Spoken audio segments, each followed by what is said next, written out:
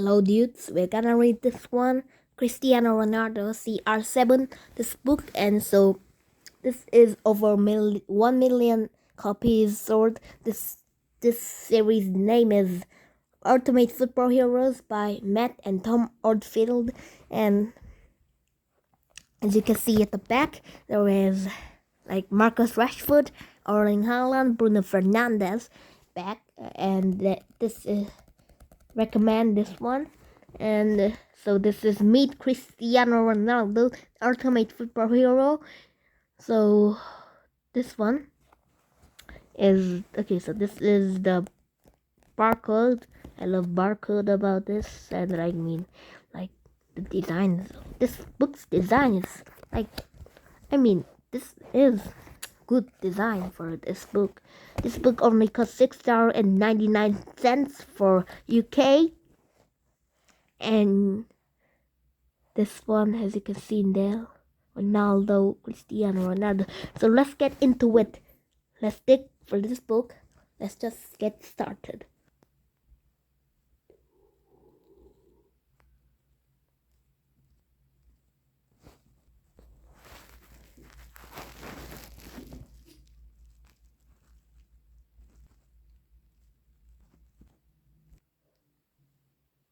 Ronaldo.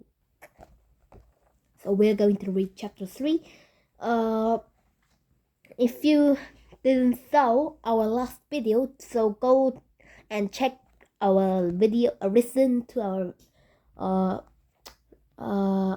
previous video. So, and that was part 1, and this is part 2. So part 2 is starting at chapter 3. Chapter 3. Let's get started. Chapter 3. Street football in Funchal. Katya, please make sure that Cristiano does his homework after school, Dolores shouted as she left in the morning. Then, and only then, he go out and play football. The local council had family founded a home for family in Quinta do Falcao, one of the poorest areas in Funchal. The walls haven't been painted, and the roof often leaked. But there were 3 bedrooms: one for Dolores and Dennis, one for Emma and Katia, and one for Cristiano. Hugo and Cristiano.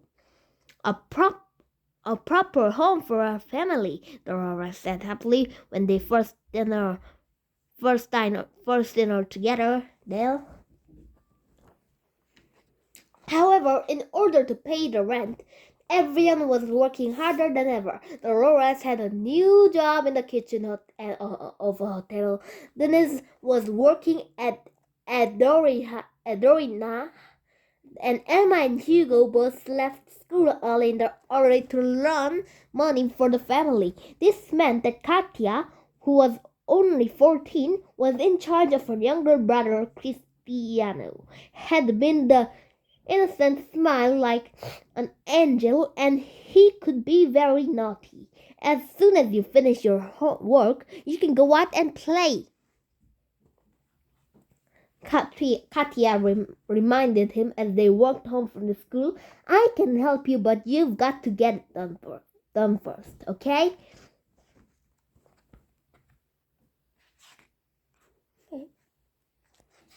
Cristiano nodded, and when they got in, he took off his backpack and opened his books at the kitchen table.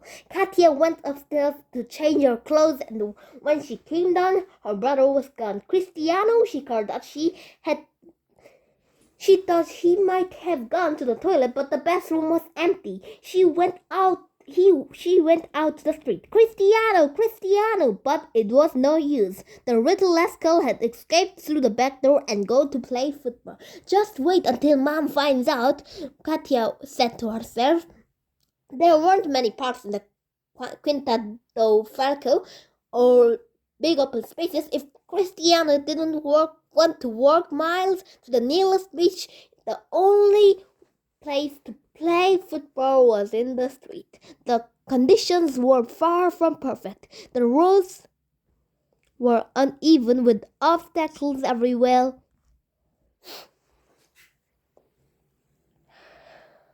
And they weren't very flat either. They used rocks as goalposts and blocked the road for as long as they could. There's a car coming, someone would shout eventually, and the whole match stopped. The rocks were moved, but once the car had gone past, the rocks returned and the match restarted. This went on and on until darkness and dinner. If they couldn't find a real football, they played with plastic bottle or a bar of paper. Nothing could stop them. In fact, the only good thing about Cristiano's first pitch was that he had to run brilliant close control and the art of dribbling in small spaces. He was, of course, a natural. His feet was a blur as he leaned forward with the ball glued to his foot. Cristiano would dance with the ball, doing step overs and flicks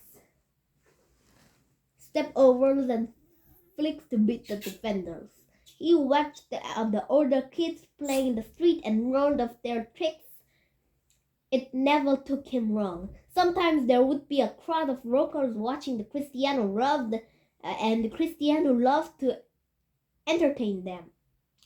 Wow, Ollie!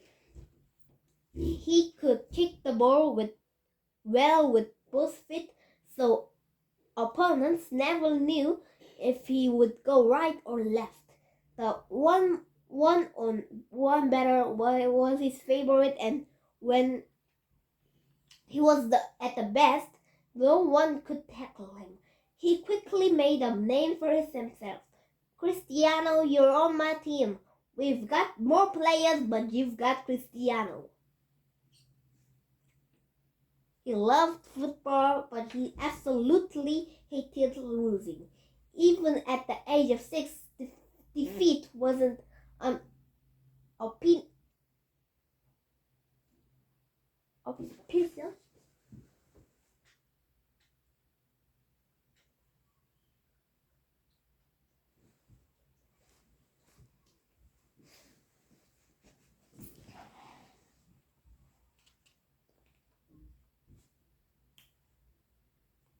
Sorry for that one. Cristiano was the most competitive kid in the Quinta de Falcao, and that was the only reason why he always won. That was definitely a goal, he shouted with his arms up in the air. Cristiano had dribbled with the 3 defenders and shot past the goalkeeper, but without goalpost or referee. But there was sometimes a big argument.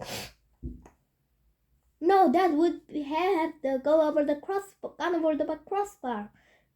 Victor, one of the other boys said, shaking his head. His teammates accept the decision, but Cristiano wanted a wonder goal. No way, my shot was way below his head height, he screamed, kicking at the dirt. He didn't give up easily. Football was about winning and being the best. If no one around to play with him, Cristiano would fail when the world knelt by and practice his shooting for hours and hours. He was obsessed with improving every aspect of his game, but it was at the battles on the pitch that he loved the most. Victory was the best feeling he would have, and that determined to feel it every day. As soon as the match was over, Cristiano became his normal, funny self again. But while he was set out in the pitch, but he was totally focused and totally serious. See you same time tomorrow, he shouted as they left to go home. Already he couldn't wait for the next day. Cristiano tried to creep back from his house, but Dolores was waiting for him and she wasn't happy. What did I tell you? She said, grabbing him by the ear. I told you that you could play football once you finished your homework and finished. Is it finished? Cristiano looked at the floor and shook his head. And have you swept the floors like I asked you to? It doesn't look like it, she shouted, moving a bit of dirt in his shoe. I'm sorry, Cristiano said, burst into tears. His punishment was over. Son, I know you love football, and I don't want you ever stop from your following your dream. The rest said, stroking his butt. But you must also tell the truth and help your family. So the end for this amazing and very fun book. So not the end actually, it's the end for this video actually, and we're going to read chapter 4 or chapter 5 or other chapters, next chapters actually, on tomorrow, or like the day that upload, or you day that you watch this video, the next video that will be uploading soon, and soon as possible for me because I don't have any time for sure, and I'm in California right now. And thank you guys for listening this video, and have a nice day. So thank you for watching this video. Thank you. Bye bye. Stay tuned about the next video. Stupid.